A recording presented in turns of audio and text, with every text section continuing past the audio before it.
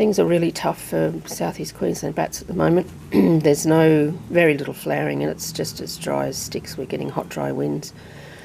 And this is the second little red in 2 days, isn't it, Luella? Yes, both on barbed wire. Yesterday's wasn't a happy outcome. He'd been left on the wire for days, and by the time poor Luella picked him up, he was in a dreadful state. But this little fella went on last night.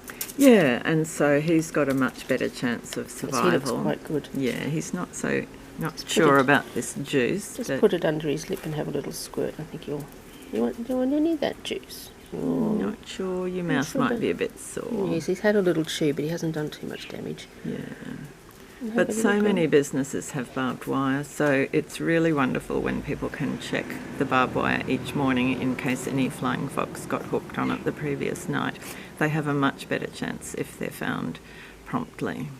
That's right. So if you happen to work somewhere or you own a barbed wire fence, it's particularly important now, especially with little reds just hitting town and there's not much native flowering, that if you can just check your fences every morning and give us a call really quickly, or any of the wildlife groups, give them a call, and we'll send out a vaccinated and trained person to safely and humanely rescue the bats. Please also think about getting rid of your barbed wire if at all possible.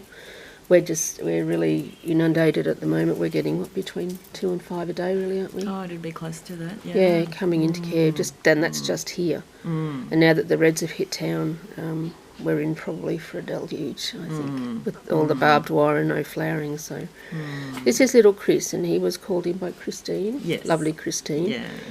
So thanks to Luella and Neil, he's now in care, and he'll be okay.